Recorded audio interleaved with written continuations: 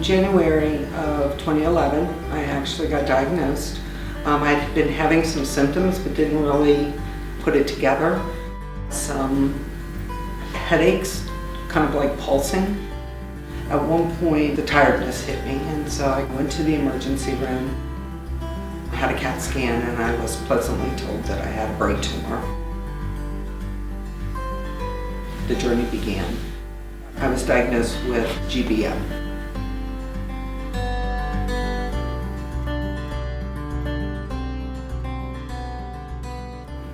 Most people, when they think about cancer, they grade it. This would be a grade 4, which is the worst grade that there is for a brain tumor. The best treatment is surgery. So if you can cut all the cancer out, you're good. But the problem with GBM is they can never get all the cells out. You have to use other treatments to try to kill or stop or dampen the progression of those cells that are remaining. That's why radiation and chemotherapies are used. Coming up with new treatments is going to be really important. Again, surgery is the most important thing, but we have to have the other treatments to keep the cells under wraps. What is the prognosis, Julian? So it's not very good. I mean, if you look at the average survival in most clinical trials, has never been over 2 years. One of the worst things about it is this prognosis has stayed like this for a long time, decades. Recently, there's been a series of events that have led to hope that it will likely change. We're taking small steps, but things are getting better. Probably about 10 years ago, there was a new chemotherapy that was introduced called temozolomide. And so using that in combination with radiation has probably been the biggest breakthrough that we've had in treating GBMs in the last 25 years. It's a good improvement, still not good enough though.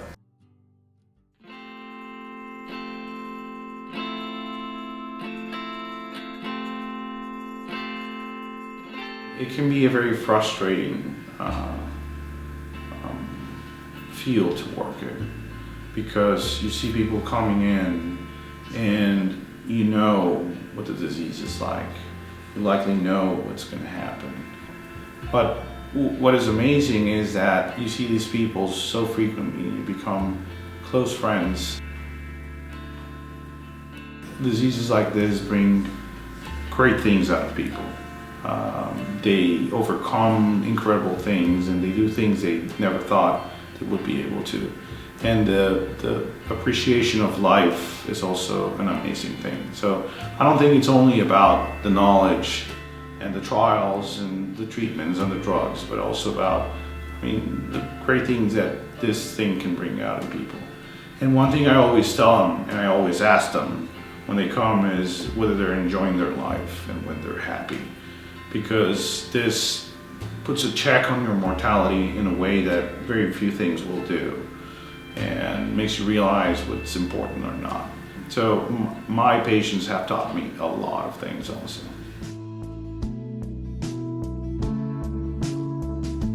Really what we wanted was to have some type of fund designated for adults with brain cancer. The actual fund is called Let the Journey Begin, with 2 components. It has a research piece, but it also has my main focus, which is the comfort.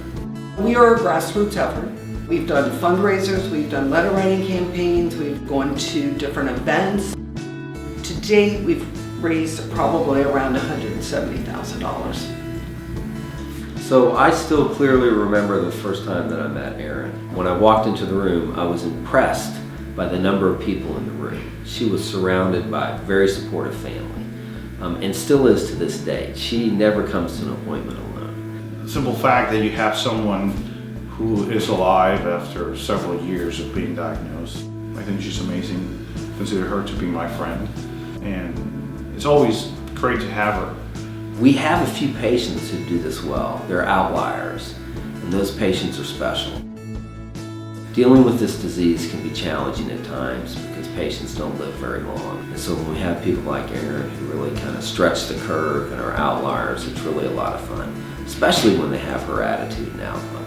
I certainly don't think that hurts. It's a very humbling experience. but the love and support of my family, even my non-blood family, is what's really kept me going. And everybody's played a role in it, and it's carried me.